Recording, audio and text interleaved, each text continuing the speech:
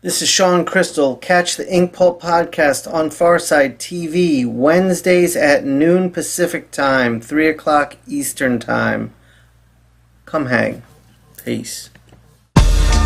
Yo, the price of games, rise up, standard price, the loss of legs. My occupation, in essence, not complacent. Block the banquet, stop the computation. I'ma make the coda, fools just wanna make the quota. They can't rock around here, they need baking soda. This a hydra, no way they taking over. Lay them below the basement with snakes and cobras. There we go. What are we talking about this time? Is it going to be another downer episode, Shawn? No. I've got a question that I've been thinking on, and I wanted to approach you. Let's go. So you and I have talked in the past about artists we really kind of enjoyed their work, and they seem to hit a point where they become all business. Okay. And the sort of there's little attention paid to craft at that point. And it's more. Let's name them by name. That way, there's like a bus that we can throw them under. Let's just point at him and be like, "This guy has become all business, and he's got very little to do with craft now."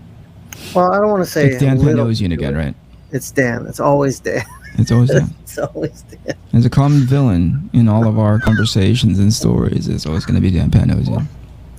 But it just got me thinking, because lately you and I have become very focused on learning to be better businessmen.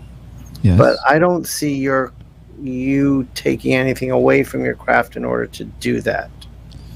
And I don't feel my craft is suffering. If anything, I feel like I'm getting better at my craft. Sure. As I'm doing this.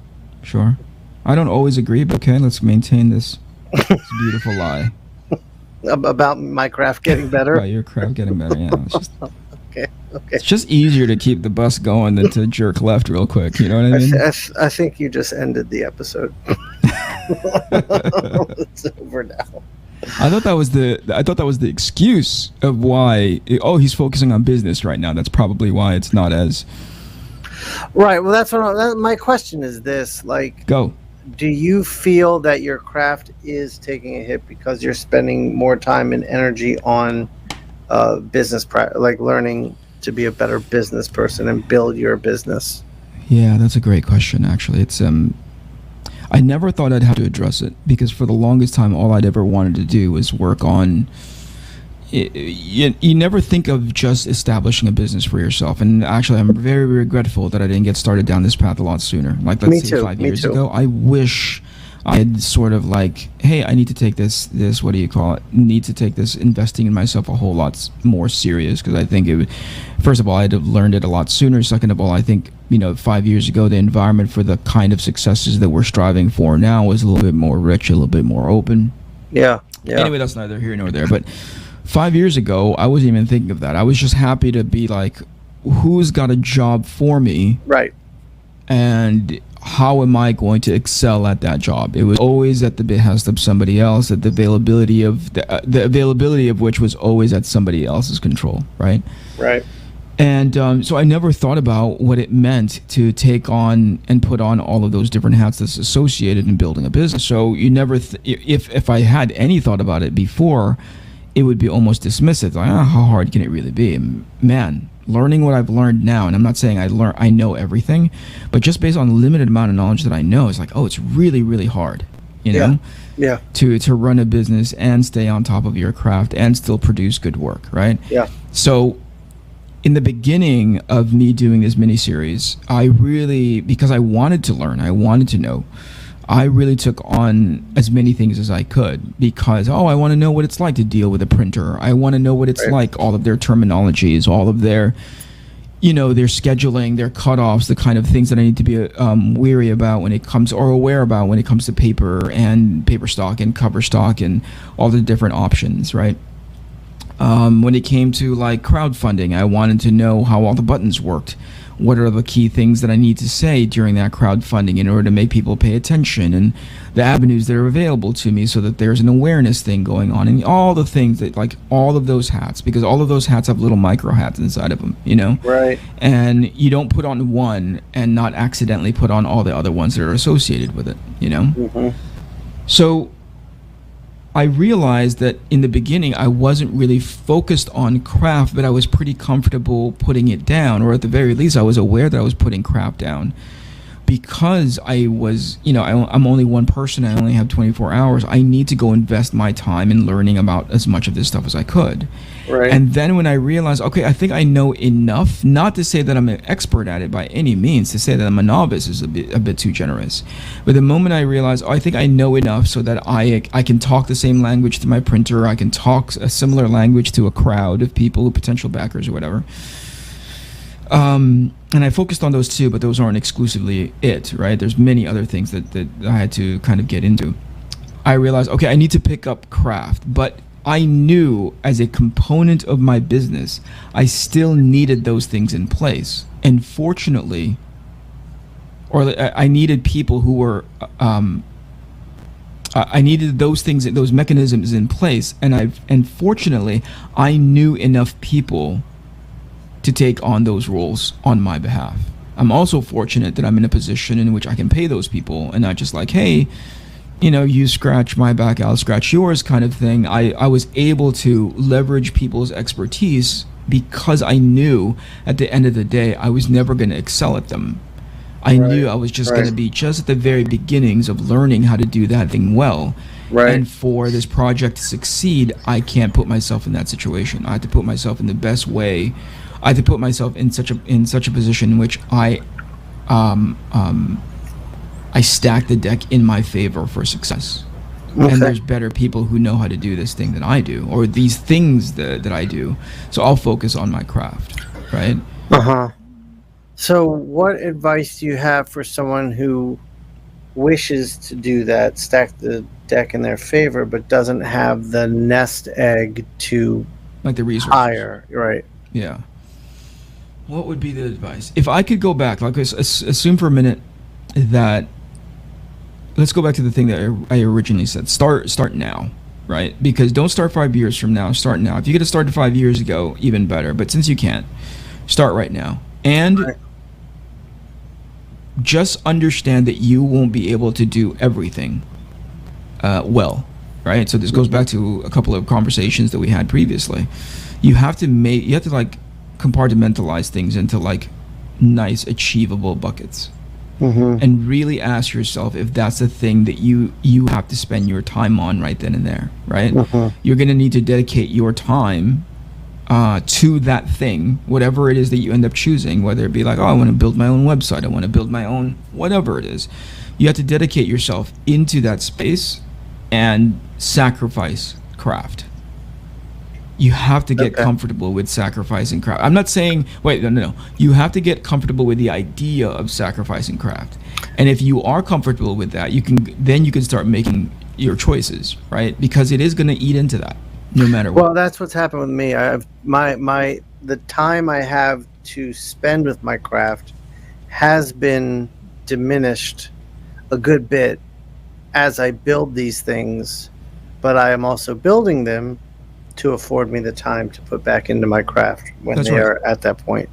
Yeah, that's effectively what you call your ROI, right? That's like your return on investment. Right. You're investing in stepping away from craft, which is something that's really super comfortable to you, in order to help facilitate so you can do your craft almost exclusively moving forward, but it's not what you can do right. That's not what you have to do right now.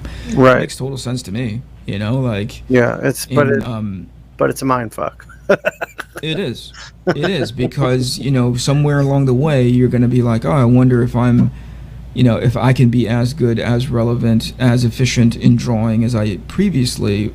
I mean, and the answer could be no, but for the time being, you have to go and you have to sort of put yourself in a space of like, where is my 24 hours going to be best used? Yeah, and I am getting time drawing. I'm just not as much. I can't take on a deadline.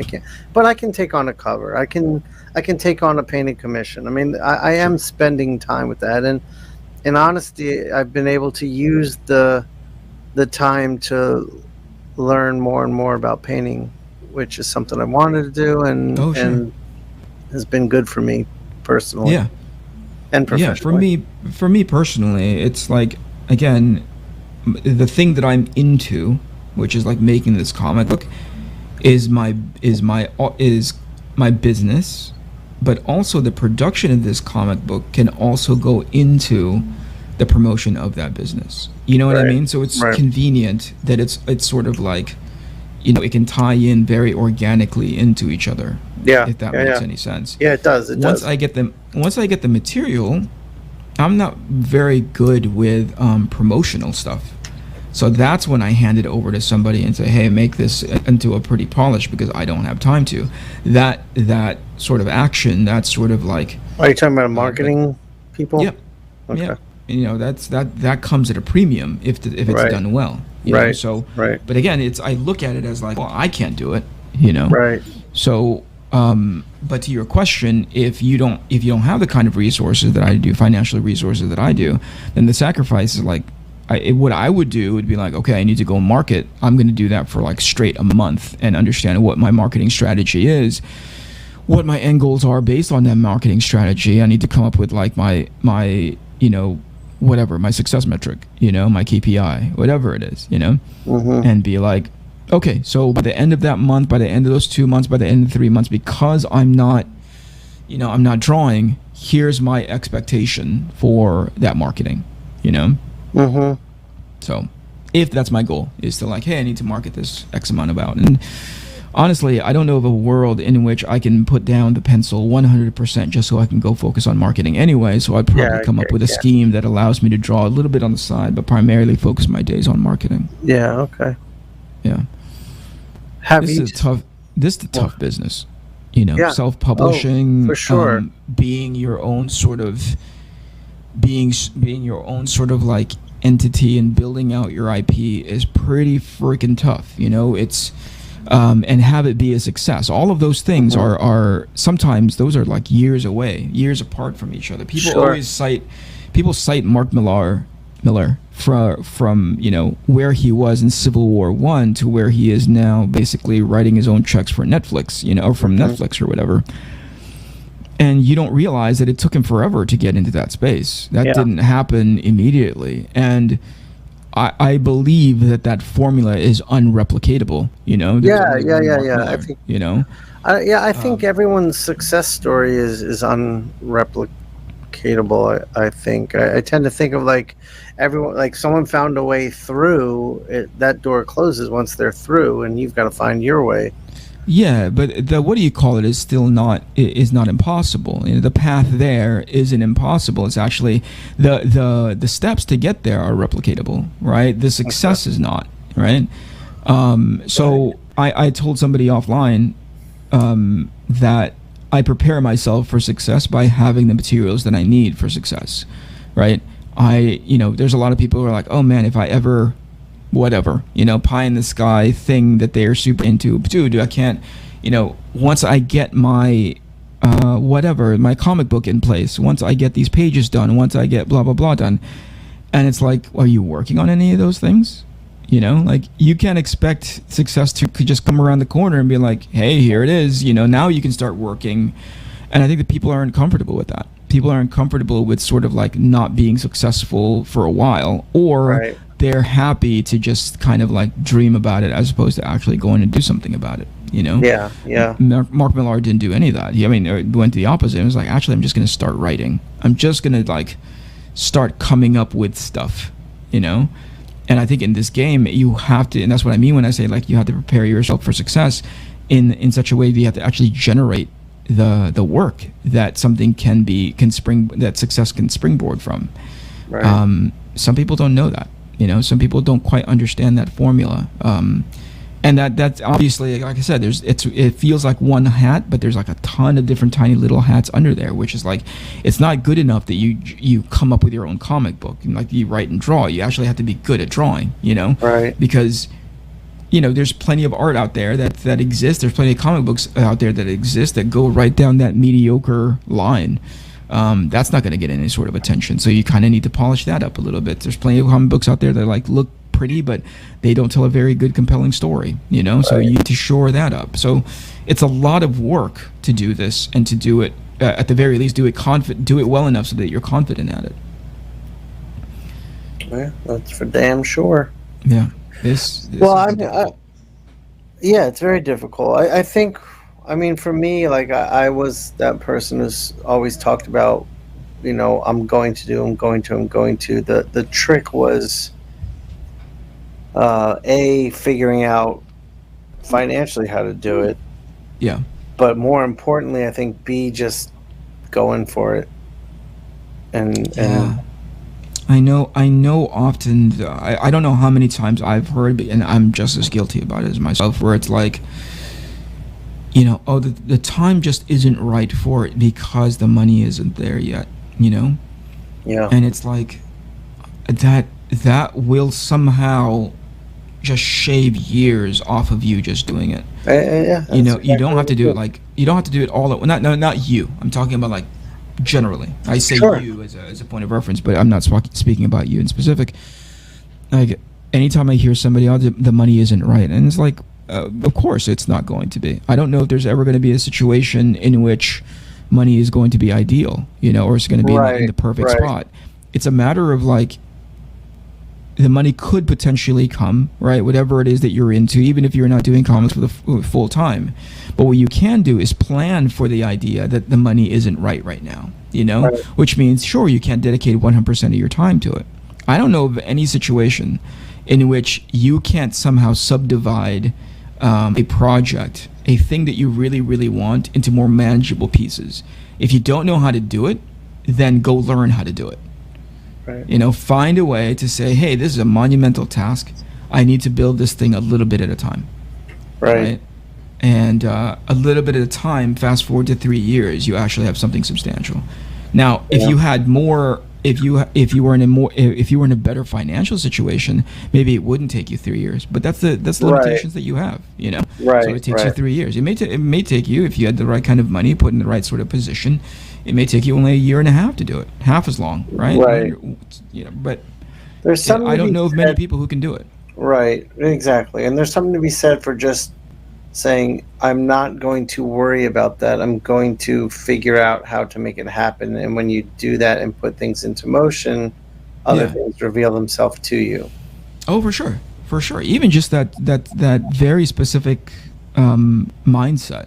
And it's not to say, hey, abandon all of your financial responsibilities, because heaven forbid, I don't know what people are responsible for financially. And if it's like, hey, you have to like earn for your family so you can put food on the table, it'd be kind of ridiculous of me to be like, don't even think about that. Just I'm more like, Sure. that's a reality that's not going to change. Right. You need to maintain that reality so that you can continue to live, so that your family can continue to eat, whatever it is, right?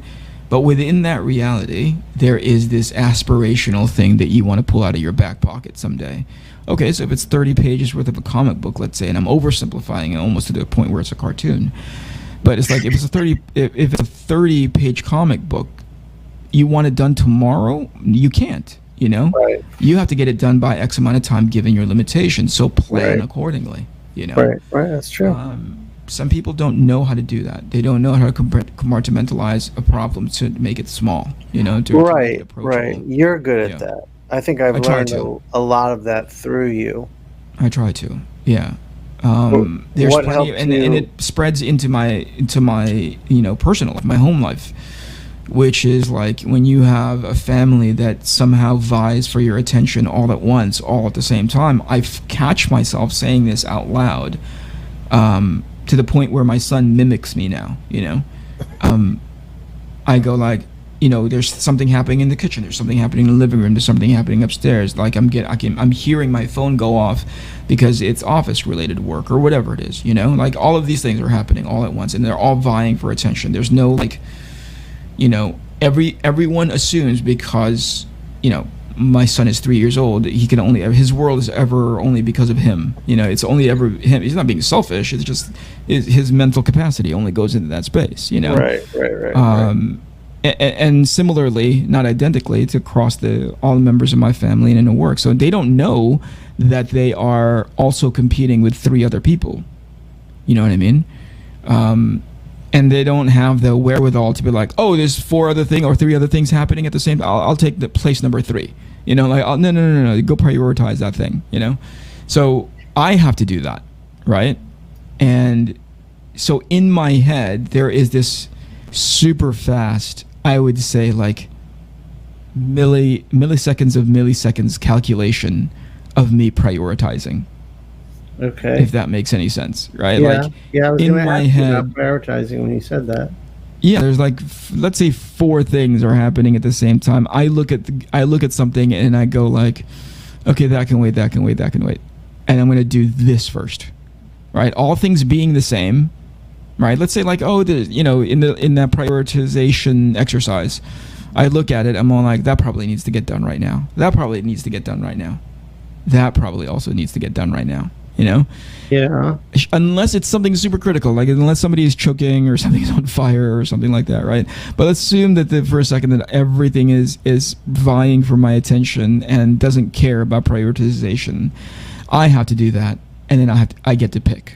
And then I say, and this is what my son mimics, I go like, okay, one thing at a time. Right? Because that's all I can ultimately really do. Unless I can toast the bread and then go clean the living room, and while that bread is toasting or whatever it is, but that's a different kind of prioritization. We're talking about everything all at once, all at the same time. Mm-hmm. That means everything is the same, right? I have to pick, and again, my son says it all the time when he's like yelling for whatever it is that he's into. He knows my answer, right?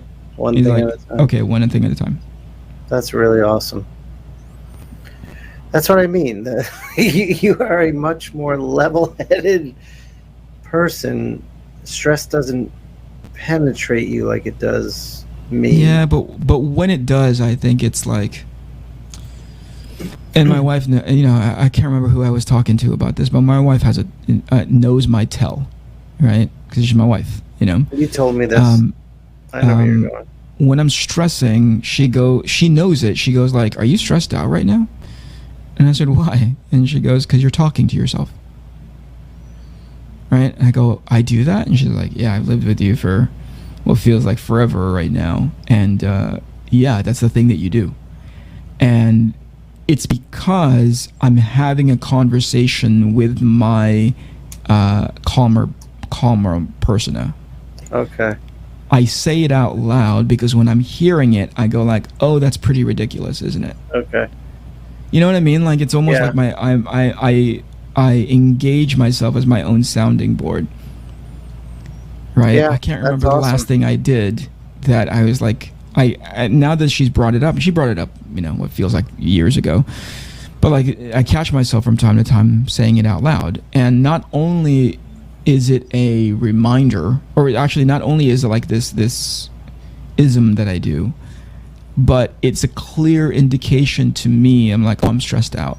Like when I catch myself doing it, I'm like, oh, I'm clearly stressed out about this. Right. And then it allows me to step back. So it's not enough for me to be like, oh, I'm stressed out. That's kind of funny. Haha. Like I hear myself doing it. I see myself doing it. And then I take a step back and I go like, why am I so stressed out about that? Right. What does that mean for me right now? Is it because it's really important? And then I go through the process. I go through is it something that I can do something about? Or is it something that I just kind of need to find a way to let go because I can't do something about it right now? If at all. Right? Smart.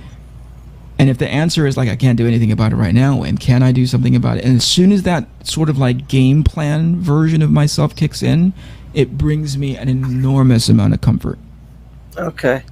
To be like, oh, I got a plan for that. I think it could work if it goes like this.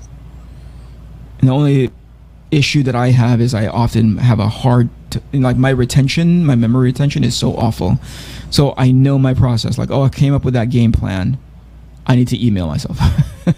So I is that what literally you need to use email as your reminder system? Yeah, Okay. because it's a way to keep myself accountable to this game plan that I came up with, or else I'll wake up in the morning, or should I wake up in the morning feeling that level of anxiety and stress, I'll see it on my phone. I'm like, oh, right, I meant to address that by doing this.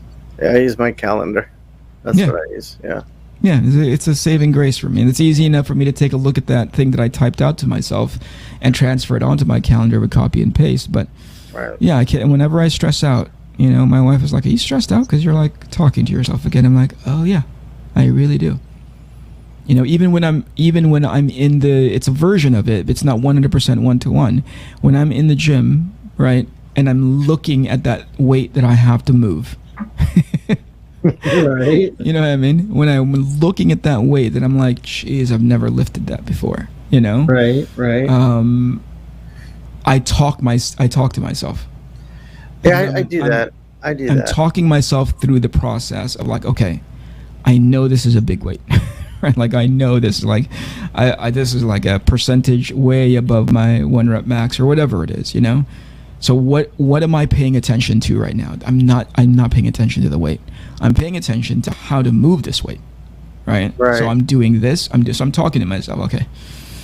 Right. I have to be like heels down, make sure, you know what I mean? Like I'm getting my breathing in, just get it out of the cup and then back away from it. And, you know, don't forget this is the breathing process and blah, blah, blah, blah, blah. And then it stops becoming about the weight. It starts to becoming about the problem solving, how to move that weight. Right. That's good. That's a good realization. Yeah. I'd say in the gym, I've learned to turn the thoughts off. Huh. Interesting.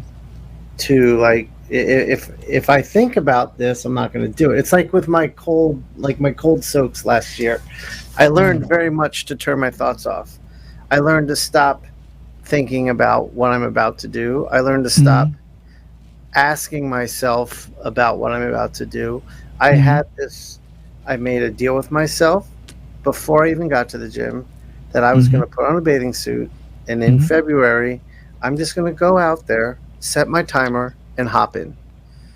And so I was able to turn off everything because I had already decided that's what I was going to do. So I was just going to do it. And I didn't let doubt in. I didn't let fear in. And if they crept in a little bit, I was like, well, I did this yesterday. And it shut it up immediately. Right. But that to me, it sounds like you've found sort of like this process, these mechanisms that allow you to like, let's get through this, right? It's like this sort of like survival in the moment mechanism. Yeah, I think that's one of our curses as human beings is our ability to look back into our past or project into the future, and we are never sort of like in the moment, you know. So that's exactly thinking back into, I can't remember who said it, but they said it significantly more elegant than I'm about to. But like thinking too much about your past brings about depression. Thinking too much about your future brings about anxiety. Yeah, right? that's a famous idea, and it's true. I try not to like inhabit, especially when I'm in a situation where I know it could potentially bring in anxiety. I try not to do too much of that, right? And I think my wife is very keen to say, first of all, she's like, isn't your head noisy all the time? Like, isn't it loud in your head all the time? And I go, oh my gosh, I don't know. Is it loud in your head? And she's like, all the time. Is it loud in your head or no? No. Like, it's rare when when a thought or a worry is so overwhelming that it gets super loud in my head. It's like a stupid person in my head. It is so dumb in my brain that before you and I got on this call, all I was paying attention to was like, what did I mean to draw there? You know? Right. You know how to be in the moment. Yeah, what did I mean to like, oh, that doesn't look right, or you know what I mean? Like, yeah, well, rare I'm not thinking outside this door when I'm in here. That's what I'm learning to do. I mean, I would say I lived in I had a lot of stuff in the head that was very loud at all times. Yeah. And I'm learning now to not be that way.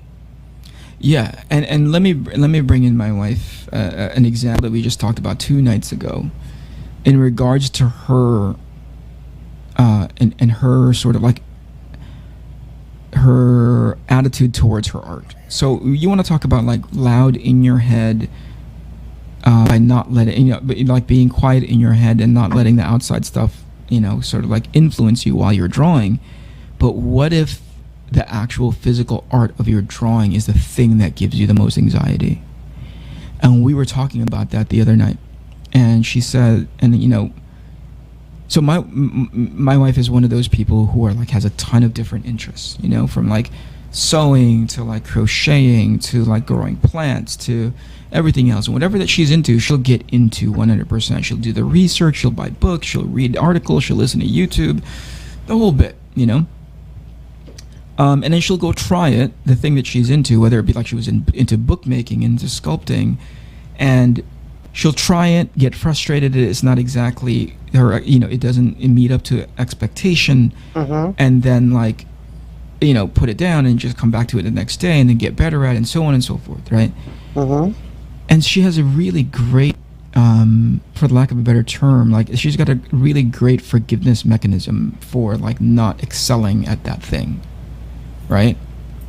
Except for art. Oh, really? Like that muscle that she engages when she doesn't crochet something correctly, or when she doesn't like, stitch something correctly, or sew something, or plant something and the plant dies, or whatever it is, Like she can forgive herself very easily for that. But when it comes to her own body of work, when she's drawing, she has this, what we determined to be like this trauma of not being able to like forgive herself because it's not exactly what she thought of in her head. And she's like, do you ever go through that? And I go like, no, because I never look at the exercise of drawing, the physical act of drawing, as something that I need to like, conquer. You know what I mean? Like I'm in a constant mode of like getting better. And if I happen to find something that I'm like, oh, I didn't do that last time, that's delightful to me. But to her, it's the other way. She thinks of things as like, I need to be good at this already because, and I think in part, I got to the core of it, which is because this is her. Art is her.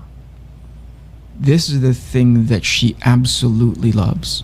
That all of those other things are just like hobbies that she does. Right. But when it comes to art, it's part of her DNA. And the idea that she isn't as good as she could be is traumatizing. You know what I mean? It's like, Michael Jordan playing golf. Yeah, okay, he can be good at golf. Who really is good at golf? But like, you can be good at golf or you can be awful at golf. But at the end of the day, it's the pastime that you do. But when it comes to basketball, he's going to be really, really good at it. Right. The idea of not being good at it, or having an off game, having an off week, having an off season, is like, like crippling. And I think and that's you don't have that of not being good, of the idea of not performing well as an artist being crippling. Yeah, I don't have that. Not because I believe myself to always being in a good, not because I believe that my art is going to be good no matter what, but because I never set that expectation for myself. Right. We can look at it under that very specific set of rules. If we just put everything into that bucket, then it becomes really super stressful. It starts to become about like, why isn't this as good? And shouldn't I be better by now? I've been working in this industry for years. All of those things start to compound on top. It's like these heavy pieces of luggage filled with like bricks. Right. I can start putting that onto my back, but instead I go like, how do I think of it? As like, I just need to. I know I'm not that good. I know I'm not. Right. I believe in it. There's always spaces that I can get better at. Right. So instead of focusing on I'm not that good and why shouldn't I know this by now? Instead, because I know I'm not that good, I relieve myself of that pressure. Instead, I go like, well, what can I get good at? Right. I don't compound it by like years of experience and being in this workforce, and that guy over there has already accomplished as much as I would like to have. I just heard it again, where it's like comparison is like the theft of joy or some shit. Right. Like that, Right. All right. I take away all of those anxieties that somebody else has built. It like external forces could potentially built onto me. And say like, okay, I know I'm not that good, right? Like, but so what is it that I'm not good at, and how can I go do something about it? Okay. And that actionable, like the making things actionable, brings me great comfort. Yeah, that's a healthy way of being. Well, then let me paint a picture or a scenario for you. Yeah. You get handed a sketchbook to do a commission in. Yeah. There's like 3 or 4 artists in it before you. Sure. And there are 3 or 4 artists you hold in very high regard. Let's say Claire Wendling, Ashley Wood. Sure. Does that mentality? Does that mentality maintain, or do you at that point start to break and feel some of those anxieties? No, 0%. I've been in those situations. I've seen I'm sure you have. I've seen these sketchbooks that is like, geez Louise, this is an expensive sketchbook. So what do you say? What do you say to yourself? I'm just going to do what I do and not worry about what they do. I set up expectations based on my craft and my level. Okay. Right. I know what I'm doing. You know what I mean? Like I am asked to first of all, I assure myself that clearly this person who asked me to draw in this sketchbook thinks that I'm warranted to draw in this sketchbook, and that means something to me. Sure, it does. In a sketchbook of like all of those exemplary people, somebody you just goes need like, to do you.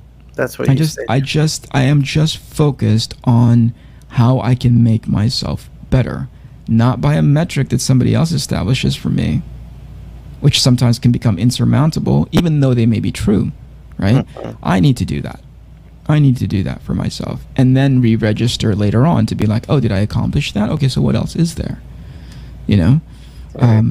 Those I've been put in those situations. I'm like, I just remember there. Adam Hughes in the convention circuit is just pumping out stuff that's just. Yeah, that shouldn't be. That has no business being in a sketch. That's a fully rendered thing that's ready for a cover. Right. And this sketchbook was pretty dense as far as like the people who have drawn in it. Like you flip and there's a Mignola, you flip there's an Adam Hughes, you flip there's a Bruce Timm, you flip there's a Kevin Nolan, and it's not the versions of those people's drawings that are just like the throwaway $50 versions.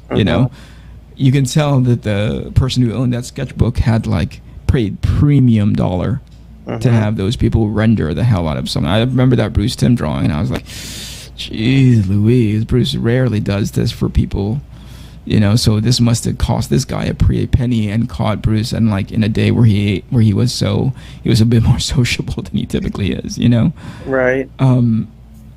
So it can get pretty overwhelming to think of it in that context. But I was just like, I'm glad that this person thought that I was, it was ideal for me to participate in this sketchbook. So, but that should give me enough confidence to be like, I'll just do what I do.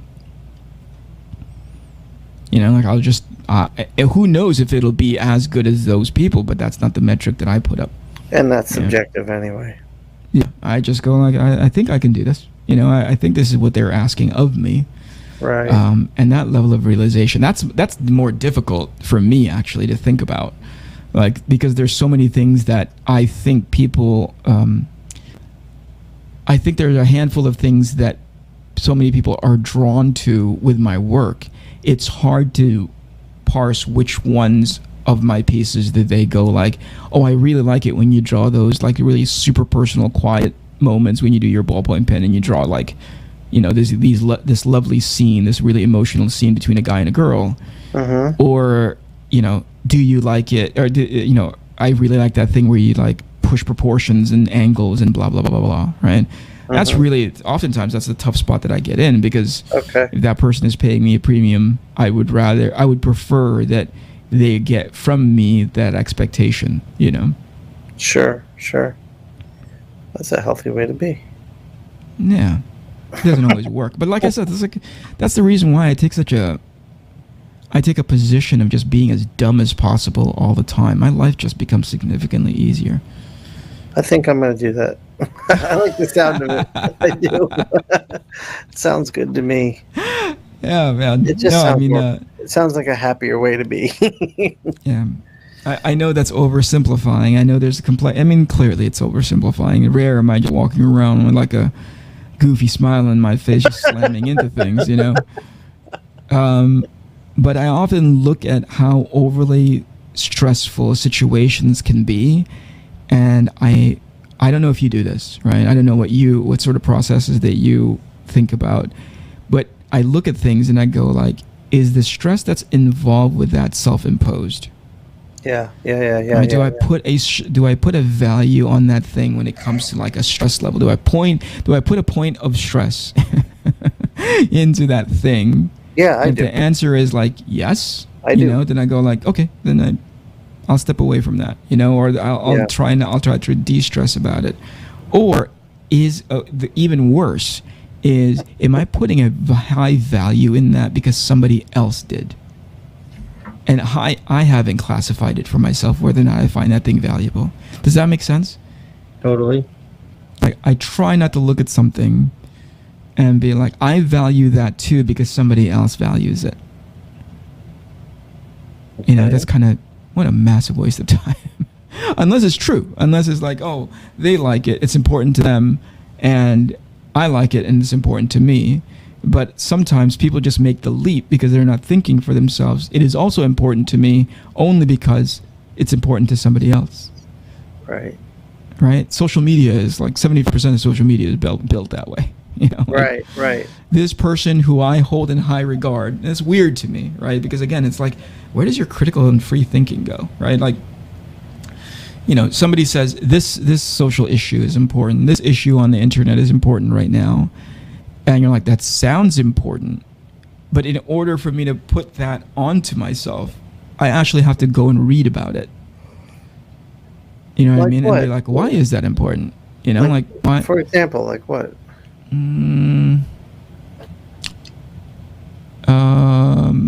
This is overly political, so I'm not going to get into it all that much. Like the war in Ukraine, right? And people started putting the Ukrainian flag in their bios or whatever the hell it is. Again, it's like Twitter activism is like the easiest shit in the world, Yeah. Like, and I'm all like, oh, that sounds awful. That's clearly not. That's clearly what feels like to on the very obvious basis a clear violation of like what it means to have freedom and human rights. But I'm gonna go read into that a little bit more, right? And even if I arrive at the same place as everyone else, I'm just not taking it on at face value, which bugs the heck out of me with some people. Because if I were to ask you something more in depth about that subject matter that you're really super into, and you can't tell me more about it other than, oh, it's because of this, Right. I'm like, that's really dumb. Right. That's true. You somehow as a just society dismantled the entire social media shit.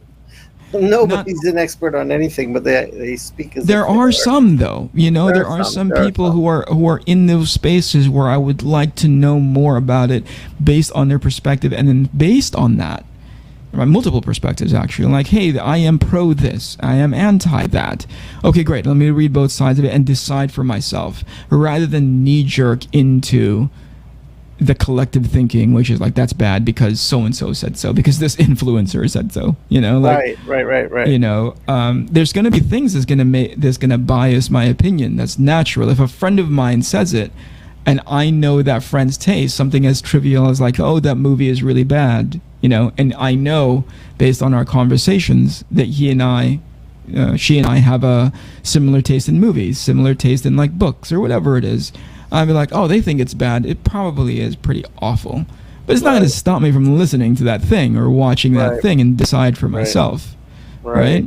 So similar, like, and that's somehow more acceptable. That concept is more acceptable than, that sort of like learning it out, figuring it out for yourself. That's somehow more acceptable in like music and art and blah, blah, blah than it is with politics. Nobody ever wants to delve into, did they really say that? Right. Like, that's a take for sure. That's what, if you read between, or if you sort of like, that's an interpretation for sure. But you go listen to that thing, please, on your own and see whether or not that's your takeaway, knowing full well there's probably going to be a bias built in. That's what I do. My kids get so annoyed with me whenever they're like, did you hear this and that? I'm like, where'd you hear that? Yeah. They're like, well, it was on Instagram. I'm like, well, are you sure it's true? And they're like, you're always questioning me. I'm like, well, did you question that? No, let's look it up. Yes. Oh, I mean, I think that's amazing parenting. That's gold star for parenting. Not because you're challenging them, but because you're instilling them with a level of inquisitiveness that's going to serve them well long term. I hope.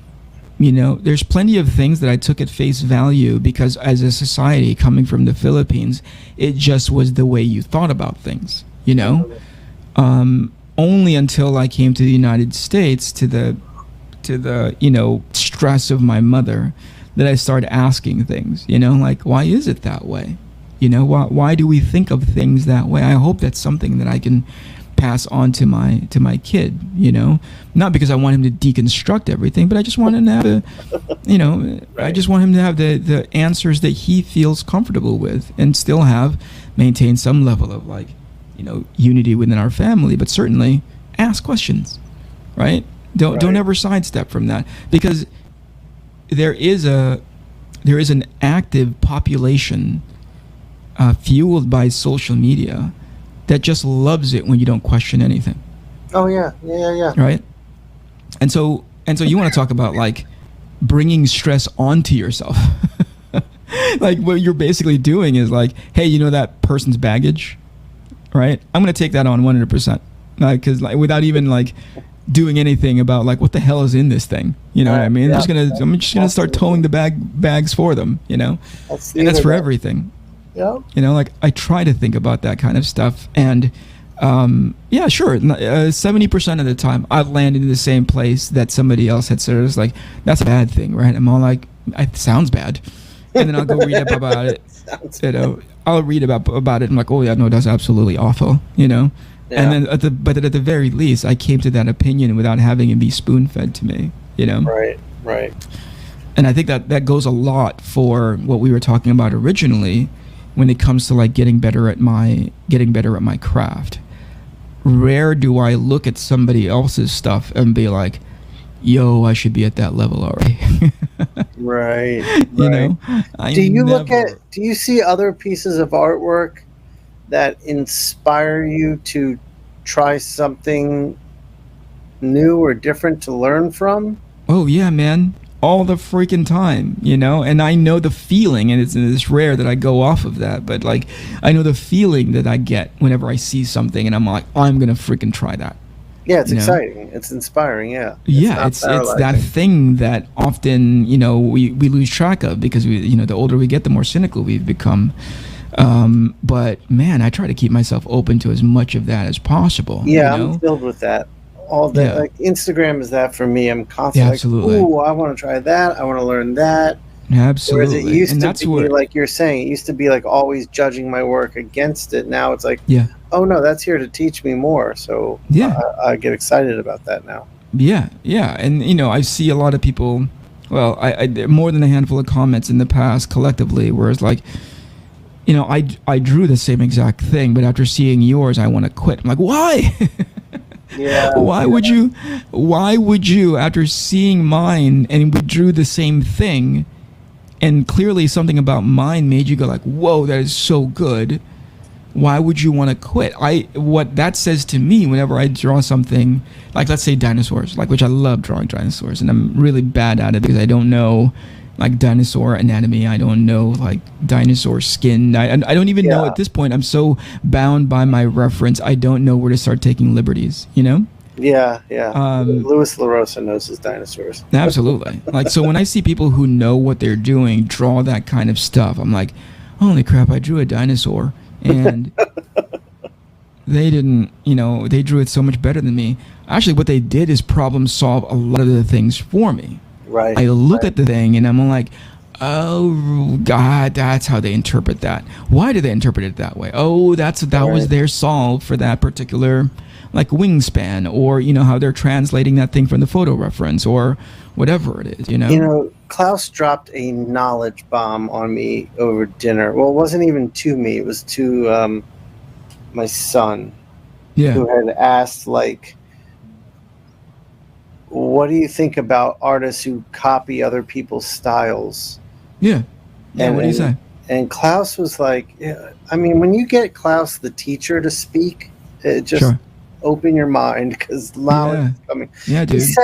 He said our style is built and based upon our personal problem solving. Mm-hmm. So to copy someone else's problem solving makes drawing more difficult for you and makes the end result not genuine for you. And that's learning profound. To embrace your means of problem solving is the key to success for your own artwork. Sure. And it just like, was he speaking like one level above what your son was asking though? No. Okay. Dude, my son's a pretty advanced artist, but also Klaus just has a way of speaking that it applies to anyone listening. Yeah. And I've come to a very good place with the way I draw over the past few years, and have come to really enjoy and embrace the way I draw things as mine. And hearing that was like, oh man, it just made me want to lean into it even more. Like, sure, I draw very geometrically because that's how my mind solves that problem. By breaking it into geometric shapes, it makes sense to me.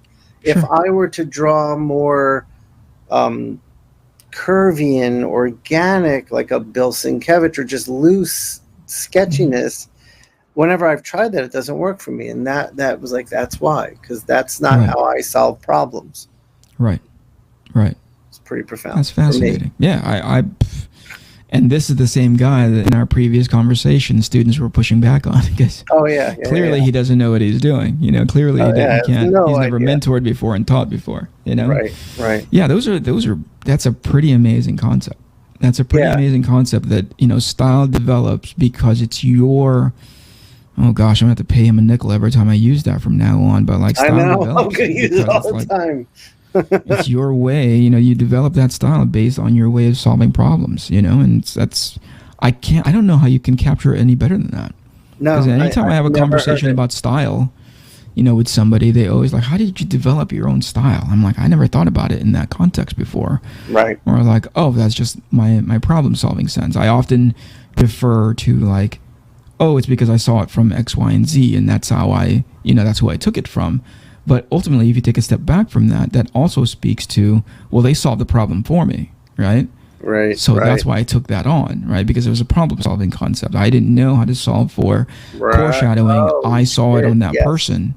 Yes. I took it, and I was like, oh, but why did that make sense to you? Oh, because it solved the problem that I didn't even know how to ask, which is like, how did they do that core shadow, You're absolutely, that's it. That's fucking brilliant, too. Yeah. All right. That's a positive note. We're shot in 10 minutes, but I think that's pretty good. Yeah, well, we anywhere between 50 and an hour is usually where we go. Right, sounds good. We'll do that. All right. Oh, one question before we end. Do you want to record in person in Seattle with Mateo, you and me in the room? That'd be fun. Yeah, I think so too. Yeah, let's do it with our masks on though, and 6 feet apart from each other. Because dude, we can Zoom. We'll all get our own room and we'll Zoom in. Yeah, I don't know where Mateo has been. I want to social distance from that guy so hard. He's a filthy animal, anyways. So. Yeah. I want to wear an N95 mask on my ears. I just don't want him anywhere near my holes. Just wear it on your dick. Just wear it on your dick. All right, that's it. All right.